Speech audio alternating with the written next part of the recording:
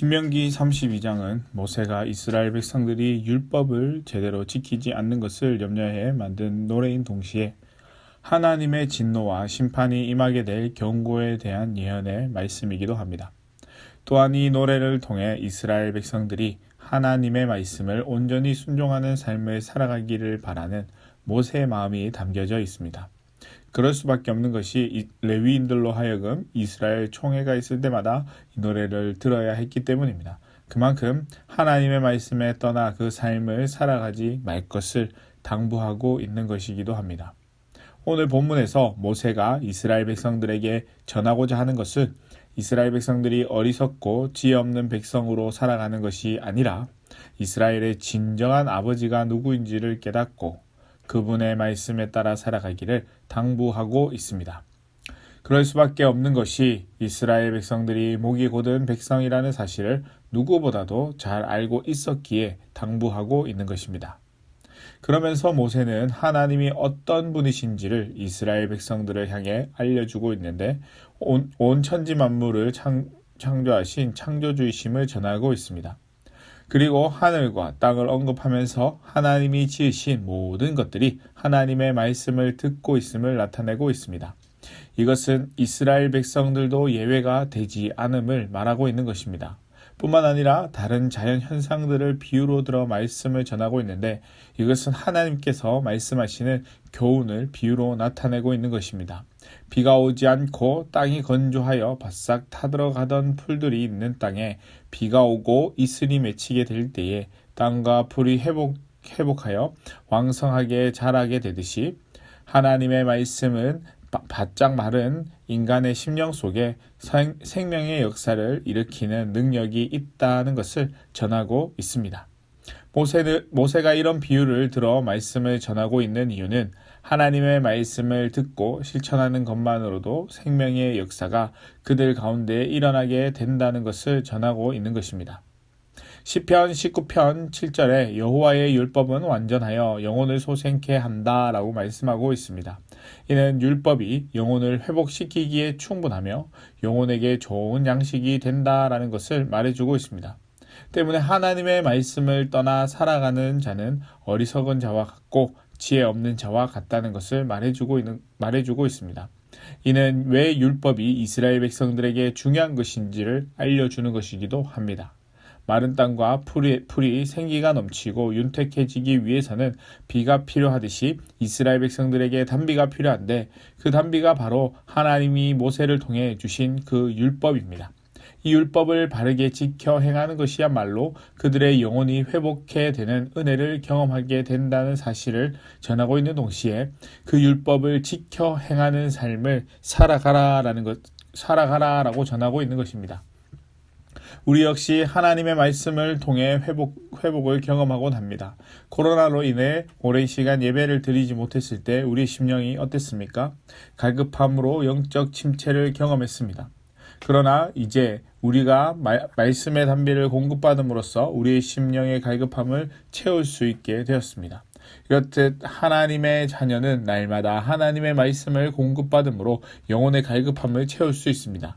만일 우리가 말씀의 단비를 공급받지 못한다면 이스라엘 백성들과 같이 하나님을 떠난 삶, 자신의 삶에 만족을 줄 무언가를 찾기에 갈급한 삶을 살아가게 되고 말 것입니다. 그로 인해 하나님과 멀어지는 삶을 살아가게 될 것입니다.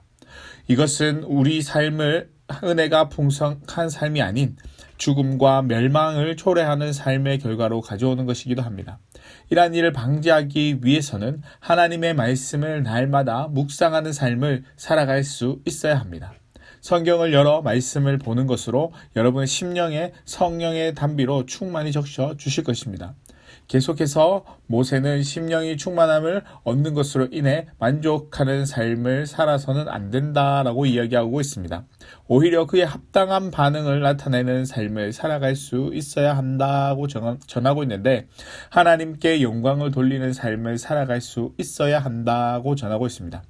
이것은 창조주이신 하나님께 지음받은 자들이 마땅히 행해야 할 의무이기도 합니다. 모세 역시 이스라엘 백성들이 하나님의 백성으로서 그 임무를 잘 감당하며 나아가기를 바랬기에 그들이 힘써 추구해야 할 궁극적인 목표가 하나님께 영광을 돌리는 것이다 라고 가르쳐주고 있습니다. 고린도전서 10장 31절에 그런즉 너희가 먹든지 마시든지 무엇을 하든지 다 하나님의 영광을 위하여 하라 라고 말씀하고 있습니다. 이것이 하나님의 자녀로 살아가야 하는 모습입니다. 하나님을 모르는 사람, 하나님의 존재를 인정하지 않으려는 사람, 하나님을 알면서도 그분에게 영광 돌리기를 거부하는 사람은 매사에 최선을 다할지라도 그들의 삶은 향방이 없는 헛된 삶이며 그 삶은 허공을 치는 것과 같이 소중한 인생을 허비하는 삶을 살아갈 뿐입니다. 하지만 성경은 하나님께서 우리를 지으신 그 목적을 분명하게 밝히고 있습니다. 우리들은 하나님과 그 은혜를 아는 이들로서 무지한 인생과 같이 자기 영광을 위해 살아가는 것이 아니라 하나님의 영광을 위해 살아가기 위해서 노력해야 합니다. 그러한 삶을 살아가는 이들은 언제나 하나님이 그 삶을 보호해 준다는 사실을 기억해야 합니다. 모세는 하나님이 보호해 주심을 반석으로 표현하고 있는데 이것은 하나님께서 당신을 찾고 의지하는 자에게 언제나 안전하고 영원한 피난처가 되신다라는 것을 전하고 있습니다. 뿐만 아니라 하나님의 말씀을 바르게 듣고 순종하는 삶을 살아가는 이들은 어떠한 일이 있든지 하나님께서 그 삶을 보호해 주십니다. 그러므로 하나님을 아버지라 부르는 사람들은 어떠한 형편 가운데 처하게 되든지 모든 두려움을 떨쳐버릴 수 있어야 합니다. 왜죠? 하나님께서 그 삶을 보살펴 주시기 때문입니다. 오늘날 예수 그리스도를 믿고 구주로 고백하는 사람들에게도 동일하게 적용되어지는 특권과 축복이기도 합니다. 중요한 것은 하나님의 말씀을 떠나지 않고 그 말씀을 온전히 순종하며 나아갈 때 하나님의 보호하심을 경험하게 될 수 있게 된다는 사실입니다. 하나님과 멀어지는 삶을 살아가는 어리석고 지혜 없는 자는 악을 행하고 흠이 있고 비뚤어진 삶을 살아갑니다. 이것은 이스라엘 백성들의 과거의 모습에 대한 염려이고 평가이기도 합니다. 그들은 하나님께서 베푸신 은혜를 잊어버리고 하나님을 향해 악을 행하였고 하나님의 말씀에 순종하며 나아가기보다는 자신들의 욕심으로 가득 찬 삐뚤어진 민족이었습니다.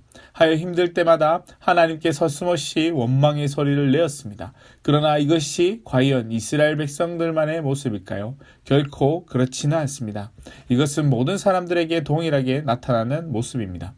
이 세상에는 흠이 없는 사람이 하나도 없습니다. 죄를 범하지 않은 사람도 하나도 없고 스스로 노력하여 하나님의 의에 이를 수 있는 사람도 아무도 없습니다. 이것이 우리의 진정한 모습입니다.